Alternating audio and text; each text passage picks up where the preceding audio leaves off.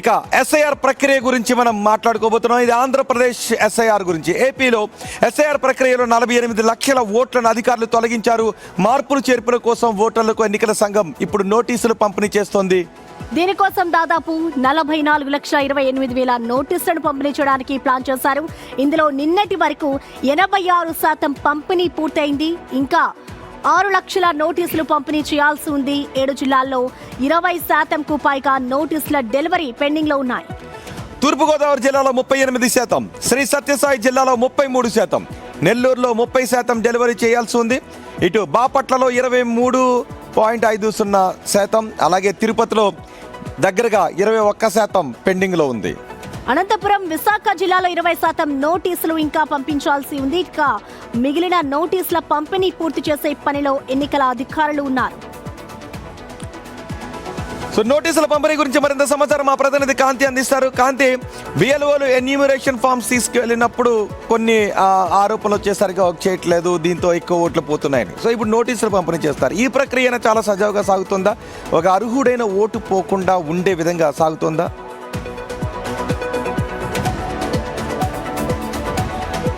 రోహిత్, ఆంధ్రప్రదేశ్లో ఎన్నికలకు సంబంధించి ఓటర్ల వెరిఫికేషన్లో ఉన్నటువంటి ఇబ్బందులు ఏవైతే ఉన్నాయో, అడ్రస్కి వెళ్ళినప్పుడు వారు అడ్రస్లో లేకపోవడం, లేదా తల్లిదండ్రుల పేర్లలో మార్పులు ఉండడం, లేకపోతే అనేక రకాల కారణాల చేత కొంతమంది ఓటర్లను తొలగించింది సార్. అందులో భాగంగా ఈ కరెక్షన్స్ అన్నీ చేసుకోవాలి అంటూ నోటీసులు ఇస్తోంది. నోటీసులు ఇస్తున్న ప్రక్రియలో భాగంగా దాదాపు 44 లక్షల పైచీలకు నోటీసులు అందజేయాల్సి ఉంది. అందులో ఇంకా 6 లక్షల నోటీసులు ఇవ్వాల్సి ఉంది. అయితే నోటీసు వచ్చిన తర్వాత వారు బిఎల్ఓల దగ్గరికి వెళ్ళి దాంట్లో ఉన్నటువంటి మార్పులు చేర్పులు ఏమున్నాయి అనేవి కూడా తెలుసుకున్న తర్వాత దానికి సంబంధించినటువంటి కరెక్షన్స్ సబ్మిట్ చేస్తే దానికి ఓటర్ ఐడి కార్డ్ మళ్ళీ కూడా ఏదైతే పర్సంటేజ్ ఇంకా మిగిలి ఉందో దానికి ఏమైనా టైం డెడ్ లైన్ ఏమైనా ఉందా?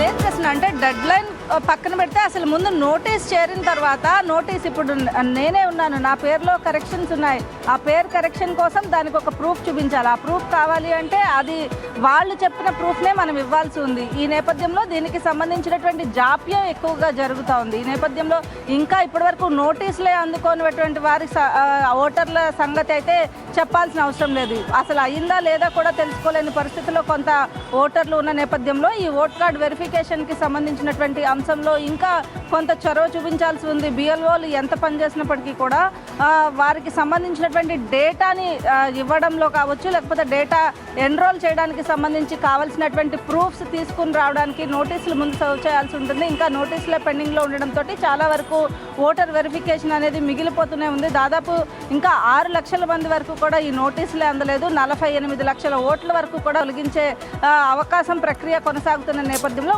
ఓటర్లు త్వరపడాలి. ఖచ్చితంగా ఓట్ కార్డుని నిలబెట్టుకునే ఇప్పుడు మళ్ళీ ఎలక్షన్స్ కూడా రాబోతున్నాయి ఏపీలో. ఇప్పుడు చూసుకుంటే దాదాపు 48 లక్షల ఓట్లను తొలగించారు. ఇంకా పర్సంటేజ్ మిగిలే ఉంది. అంటే వాళ్ళకి ఇంకా నోటిఫికేషన్స్ వెళ్తూనే ఉంటాయి. సో ఆలోపు ఈ ప్రక్రియ అంతా సజావుగా సాగుతుందనుకోవచ్చా? నిజంగానే మళ్ళీ వాళ్ళ ఓట్లు తిరిగి వస్తాయనుకోవచ్చా?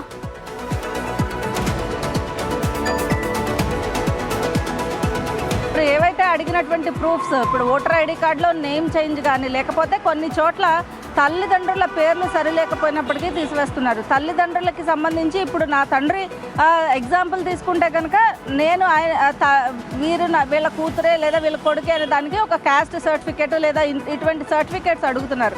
ఆ సర్టిఫికేట్ జాప్యం అయినప్పటికీ కూడా మళ్ళీ ఓటర్ కార్డు అనేది రెన్యువల్ చేసుకునే టైం మించిపోతుంది. కాబట్టి వీటిల్లో అంటే ఏవైతే సబ్మిషన్ కోసం ఫామ్స్ అడుగుతున్నారో ఆ ఫామ్స్కి సంబంధించి కొంత సవరణ చేసినట్లయితే ఈ ప్రక్రియ త్వరగా కొనసాగే అవకాశం ఉంటుంది. రైట్ కాంతి. సో ఆంధ్రప్రదేశ్లో నోటీసులు జారీ చేసే ప్రక్రియ చాలా మందకొడిగా సాగుతోంది, చాలా నెమ్మదిగా జరుగుతుంది. మరి చూద్దాం ఎప్పటిలోపు పూర్తవుతుందో, అండ్ మళ్ళీ ఎన్ని ఓట్లు రిజ్యూమ్ అవుతాయో.